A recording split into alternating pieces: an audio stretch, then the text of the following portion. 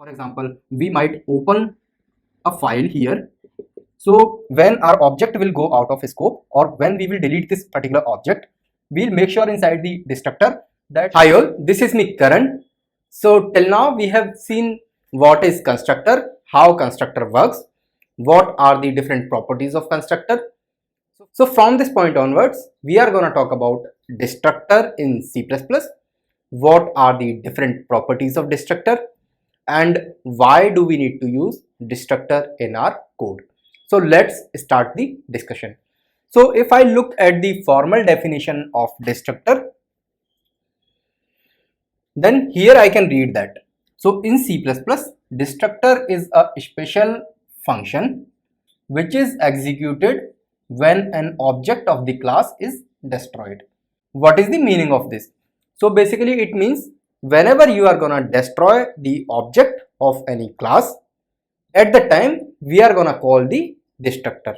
And so to understand this better, I have taken a small example, although we'll execute this particular example on our system as well, but here we'll try to understand theoretically that what is the meaning of destructor.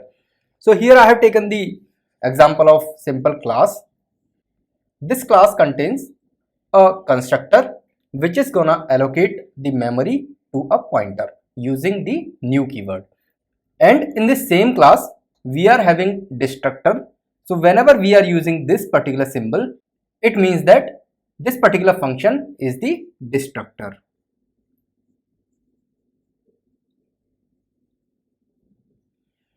So whenever we will destroy the object of this particular class, every time we will call this particular function, which is the destructor of this particular class. So to understand this better, I have taken the small example where we will create the object of this particular class, and then we'll see how our compiler is gonna call the destructor.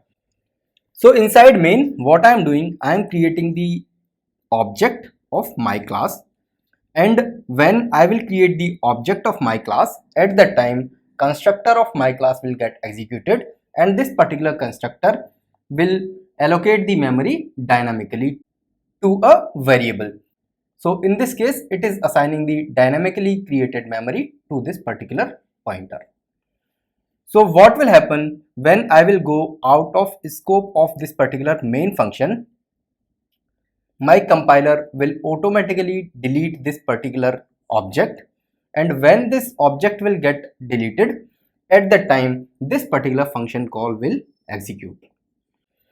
And what this particular function call is doing, it is deleting the memory allocated to this particular PTR.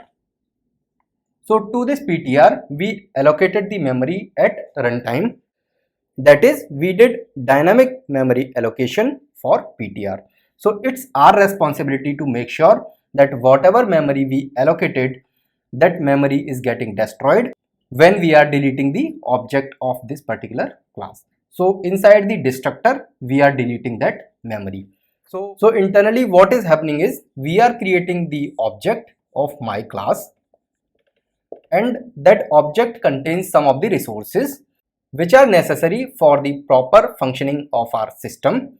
So in this case we are allocating the memory at runtime, and it's the responsibility of programmer to make sure that whatever dynamically allocated memory is there, that memory gets destroyed whenever this object is deleted. So this is the basic idea behind destructor. So again I can take one more example. Let's say here I am assigning the memory to this particular object using new keyword.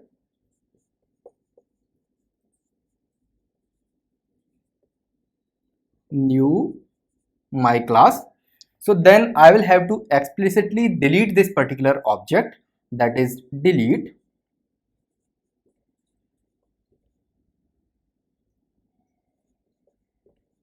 Because I have created the memory using the new keyword, so I am supposed to delete that memory explicitly, or I am supposed to delete that object explicitly by using delete keyword.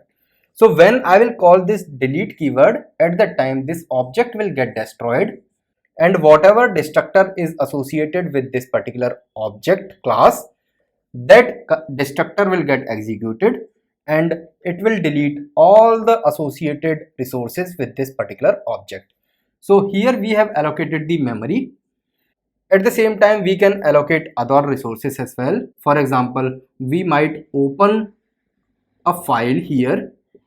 So when our object will go out of scope, or when we will delete this particular object, we'll make sure inside the destructor that whatever file we opened inside the constructor, that file is closed. So here if we are opening the file, we'll make sure here that that file is closed. So this is the basic idea behind destructor. So basically when we will create the object of any class, at that time we will allocate different resources to that object, and when we will delete the object of that class, we'll make sure that whatever resources we allocated to this particular object, those resources are getting deleted or getting freed. And this is done by the destructor call. So this is the basic idea behind destructor. In the next lecture, we'll try to implement this code in C++, and then we'll try to understand the different properties of destructor in C++. Let's meet in the next lecture. Thank you.